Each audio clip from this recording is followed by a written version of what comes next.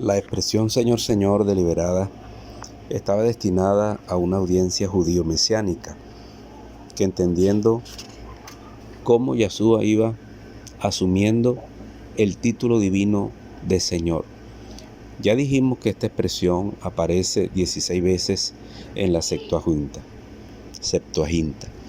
Desde la antigüedad, el pueblo hebreo desarrolló una profunda reverencia hacia este nombre sagrado, Yod Hei Vav Hei. Dejaron de pronunciarlo directamente. En su lugar, donde encontrabas el nombre de Yod Hei Vav Hei en la lectura, decidieron emplearlo y sustituirlo respetuosamente. Dicha práctica tuvo un impacto notable en la transmisión textual, especialmente en el texto masorético de la Biblia y en las traducciones como la Septuaginta, la traducción griega de la Septuaginta del Antiguo Testamento, del hebreo al griego, así como en traducciones bíblicas cristianas posteriores. La costumbre, técnicamente la costumbre de no pronunciar el nombre divino se enmarca en la categoría de lo que se conoce como queré ketí, o sea, lo leído difiere de lo escrito.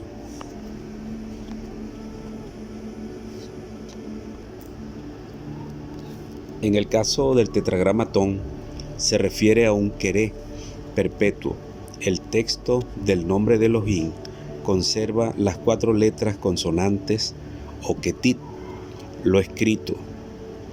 Siempre se lee en voz alta, sustituyéndolo por el queret.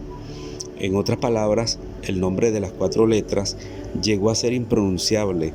Por esta razón se desarrolló una traducción de reemplazarlo por títulos como Adonai, Señor o Adón, y otras como Elohim, Dios, cada vez que apareciera en las Escrituras. Esta convención de escritura sustitutiva quedó finalmente establecida en el judaísmo y fue codificada por los masoretas mediante notas marginales y señales vocálicas. Históricamente, el evitar pronunciar el nombre de Yahweh surgió durante el periodo del Segundo Templo hacia el siglo III antes de Cristo de Yahshua, y ya se había establecido entre los judíos la tradición de llamar impronunciable el nombre inefable. De allí el tabú de no pronunciar el nombre. Es decir, el lector bíblico, al llegar al nombre de Dios, o sea, el tetragramatón, decía en su lugar Adonai, que se traduce como Señor o Adón. Y si la palabra anterior era, por decir Adonai, entonces se decía Elohim o Dios, para no repetir Señor 2 veces seguido. De allí que en la lectura en voz alta el nombre se sustituía por estos nombres o títulos alternativos como Adonai o Elohim.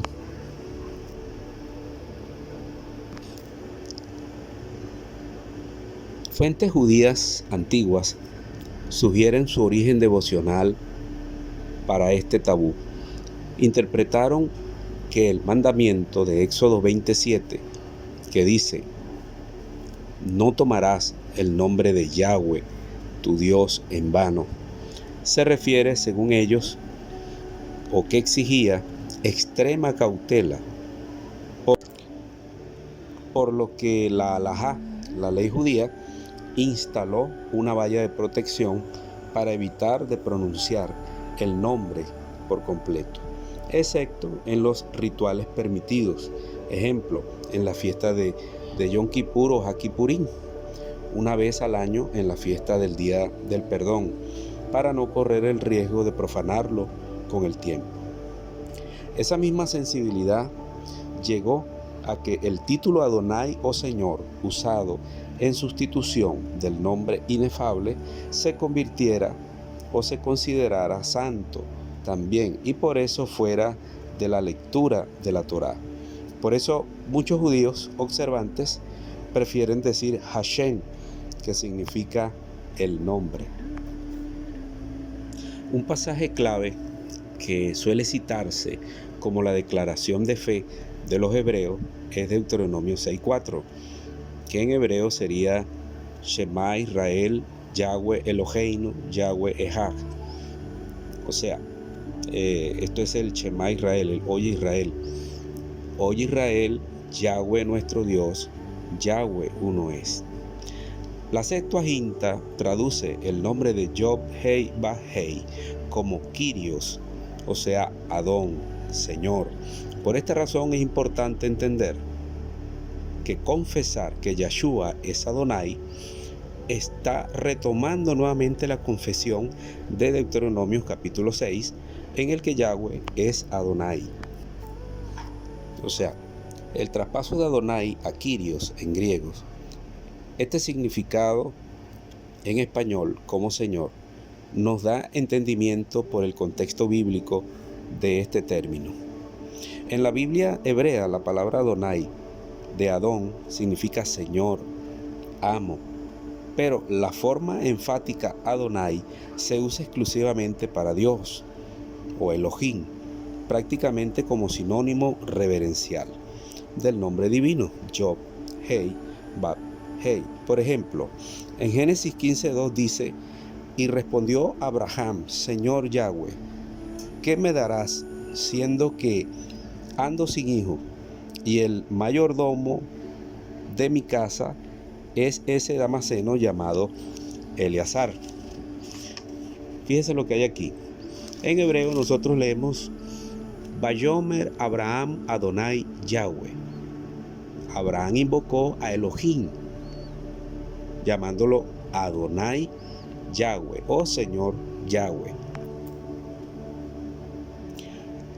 Un judío por reverencia hasta el día de hoy, al leer en voz alta este pasaje en hebreo, va a reemplazarlo por el tetragramatón, por Adonai o Señor, y la expresión hebrea de Adonai Yahweh, literalmente la lectura sería Adonai Adonai o Señor mi Señor. O sea, encontramos una aparente duplicación, lo que hemos venido hablando, razón por la cual la tradición masorética usó la vocalización de Yod Hei Vav Hei en estos casos para colocar Elohim, entendiendo decir Adonai dos veces enseguida o seguido. Entonces, esto sería Adonai Elohim. En la Biblia, en español, suele reflejarse estas ideas de sustitución. Ejemplos de la Biblia de las Américas, en Génesis 15:2, dice de la siguiente manera, escribiendo Señor, Señor, mostrando así que en la Biblia hebrea dice Yahweh Adonai. Dice, oh Señor Dios, ¿qué me darás pues que yo estoy sin hijo y el heredero de mi casa es Eliezer, el Damaseno? Seguimos hablando de Génesis 15:2. O sea, fue sustituido el nombre por esta dupla nuevamente.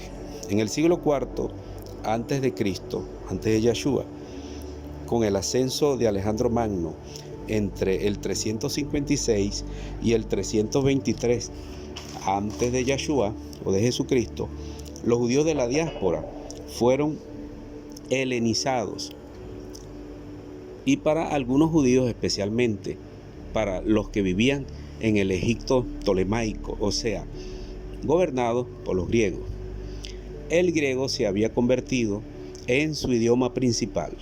Por eso se hizo necesario que las escrituras hebreas fueran traducidas del idioma hebreo al idioma griego. En el siglo III se traduce el Pentateuco y en los siguientes siglos el Tanakh o Antiguo Testamento completo. Esta traducción es la que conocemos como la Septuaginta. Fíjense que aquí hay algo curioso. De allí hay escritos obvios de la Septuaginta que influyeron en el Nuevo Testamento. Ejemplo, Cristo o Cristos o Jesús es la traducción griega de la palabra Mesías o Mashiach o el ungido. Ejemplo de traducción del Tanakh hebreo a la traducción griega en la Septuaginta, Salmo 2.2. Dice, se levantarán los reyes de la tierra y príncipes consultarán unidos contra Yahweh y contra su ungido, Mesijot, hablando del Mesías.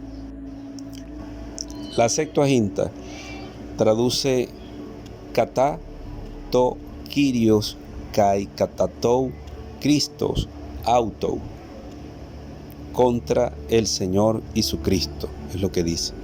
En hebreo dice contra Yahweh y su ungido. La Septuaginta sustituyó el nombre como Kyrios, Katá, Christos, contra el Señor y su Cristo. Otro ejemplo lo encontramos en otra palabra con la que estamos familiarizados, que es el término gloria, que en hebreo es kabod. El Tanakh escribe Éxodo 24, 16 al 17, la gloria de Yahweh en el Sinaí. En la Septuaginta se traduce la doxa de Dios. Hay varias ocurrencias de esta frase. La doxa de Dios aún en el Nuevo Testamento. Juan 1.14 dice la doxa de Dios y del Mesías, o en Hebreos 1.3. Estamos hablando de esas palabras que se repiten